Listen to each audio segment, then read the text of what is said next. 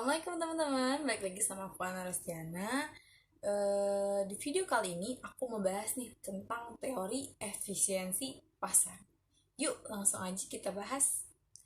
Teori efisiensi pasar sekuritas memprediksi harga sekuritas sebagai hasil dari interaksi beberapa menarik. Harga mencerminkan fully reflect pengetahuan dan informasi untuk investor. Efisiensi berimplikasi pada isi informasi dan pengungkapan. Bukan dari bentuk pengungkapan itu yang dinilai oleh pasar, dan itu menurut Rohmah 2017.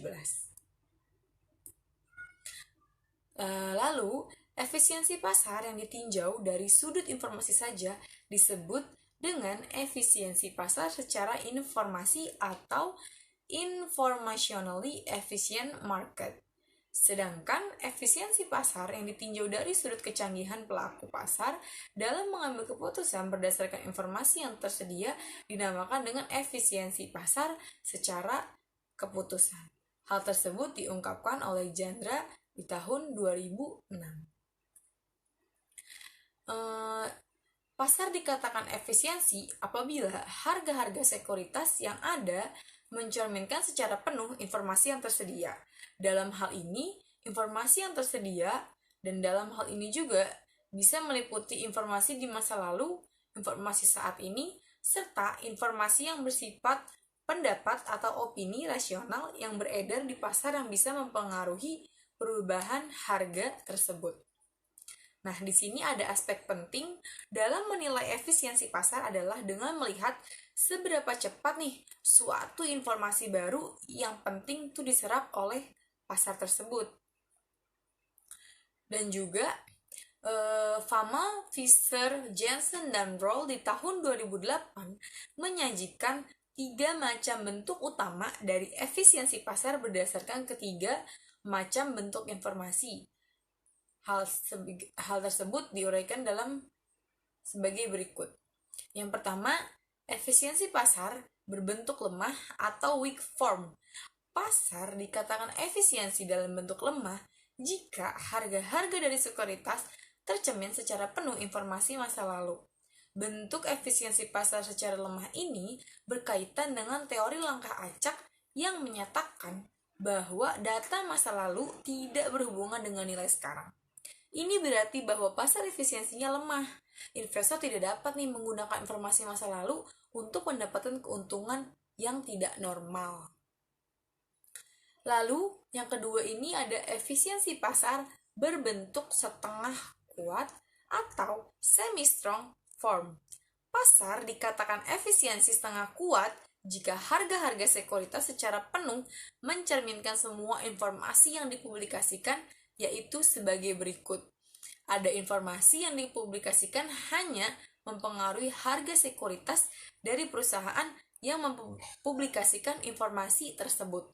Contohnya adalah pengumuman laba, pengumuman pembagian dividen, pengumuman pengembangan produk baru, dan pengumuman merger dan akuisisi, pengumuman perubahan akuntansi, sampai pengumuman pergantian pemimpin perusahaan dan lain sebagainya. Lalu, yang kedua ada informasi yang dipublikasikan yang mempengaruhi harga-harga sekuritas sejumlah perusahaan.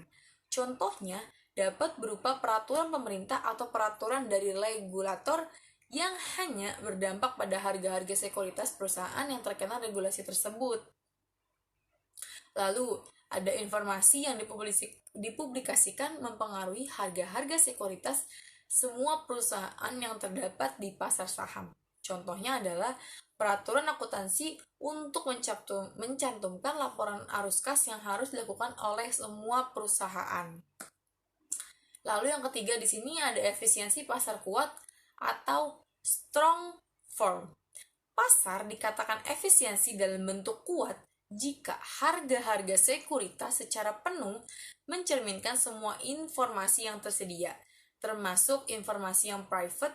Tujuannya adalah membedakan ke dalam 3 macam bentuk pasar efisiensi ini adalah untuk mengklasifikasikan penelitian empiris terhadap efisiensi pasar.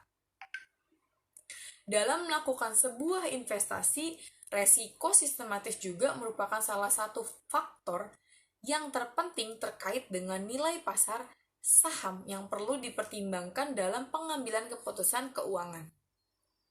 Investor selalu dihadapkan dengan resiko-resiko investasi.